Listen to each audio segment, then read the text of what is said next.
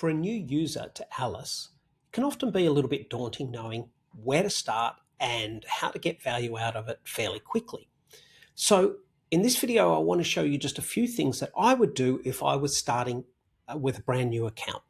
The first things I'd do is I would connect my Gmail and calendar, or if you're in Microsoft, I would connect that. You simply go to the admin button on the top left, you go to the settings button down the bottom and integrations, and this is where you can connect whatever you like. As you can see, I have quite a lot of things connected.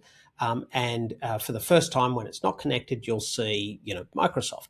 So I would connect Microsoft. If I have that account, I would give it read and write ability so that I can create and save documents through Alice, and I would connect it, and that just goes through to your, your username and password and connects quite simply. Once you're connected, you can do things like find out what's going on in your email. You can triage your email and your priority and your task list. Now, we've actually made this quite simple because you can either type into the text box at the bottom, go and check out my emails, or you can use one of our pre-built tasks. So I've used the daily brief task, and as you see, it just puts a little prompt in there, and Alice goes off and brings me a daily brief. Here's my top focus, the things I need to deal with urgently. Here's what's on my calendar. Here's some urgent emails. And it's telling me where it's got it from: Google Calendar and Gmail and Slack. And, it looks at all my integrations. So I've just simply said, as I would to, a real chief of staff, yes, please reply to Henry. I just had a meeting with Dean, so just give me the highlights of that I need to remember. And it's gone away and said, yep, I've prepared the Henry, pulled the meeting notes, couldn't find the meeting notes in one place, so I looked in another place. I've drafted a reply to Henry and I've put it in your Gmail account for review before sending it. But here's what I've said. And here's the attachments that Henry sent you. So I can see he sent me a whole bunch of stuff that we are using to work on. He said, what do you want to do with the draft? Alice, rather, has said, what do you want to do with the draft? Send it, edit it, hold, do nothing. And then it's gone into my second request, which is meeting highlights. Couldn't find the meeting in one place. I went and looked in another, found it. Here's the focus. Here's the, the summary. And the suggested next steps. And, these are all, tasks that I need to do. And so it's just giving me a daily snapshot of my, what I've got on. And you'll notice that I'm using my chief of staff agent because that is the agent that is trained on me and customized to me and my business. I could now from here do just about anything. I could say, what do I want to do? Do I want to, do another, thing from here? And because I'm using all of my connected applications, it makes triaging and going through all of those applications so much easier. Now, the second thing I would do is I would connect recordings. So what you'll see in our admin panel over here, you'll see that there is a panel for recordings. Every time you use the microphone or you add Alice to a meeting, it keeps a record of it here. The really cool thing is that it becomes a data layer that you can search. So that's exactly what I did. I said my meeting with Dean was there, go and find it, and it went and found it. And what that means is that you just need to set Alice up to join your meeting. So that's where the recordings are kept. But down here in the settings, you can open that up and you'll see the meeting assistant, and you can say, I'd like you to join all of my meetings, and it'll work on Google Meet, Zoom, Microsoft Teams, or you can manually paste the link here. You can choose don't join meetings or ask me before each meeting. What that does for me is every time I have a meeting, Alice is doing the recording and transcription of it. That's really cool for a number of reasons. I don't have to have a separate app to manage all that. But the more important thing is that I can now search that meeting. So I can say, let me go here. I had a meeting with Alan Short yesterday afternoon. Could you please find the recording and give me his quote about the Microsoft technician that he had a conversation with? And what that will do is that will just go and find that recording that I had yesterday.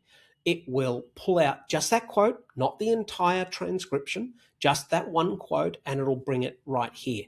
And I don't know about you, but sifting through pages and pages of transcriptions to find the one thing I need, that's just friction I don't need. So Alice is going and loading my profile and searching, finding all that sort of stuff, and she'll come back fairly shortly with a quote that I was looking for. So the benefit of using recordings is within Alice is it becomes another layer of information and data which is permanent. I can go back to a recording I did weeks or months ago and ask the same thing. Now, actually, Alice has said, hey, the platform was Zoom. Here is when the meeting was. Here's the meeting ID. And here's the verbatim quote. Alan Short, I said this. And it said, okay, what do you want to do with it? Do you want the timestamp? Do you want anything like that? Now, think about that. You have a meeting with a team or a client.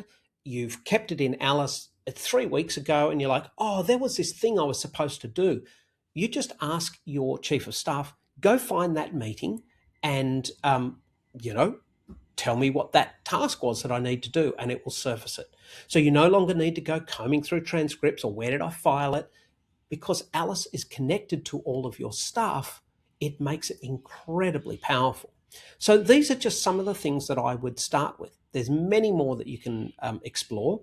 Let me just give you a few tips. There is a history here, so you can have a history. You can use folders. All of that you can see here. Here, I had a meeting with Alan Short. This is this conversation here.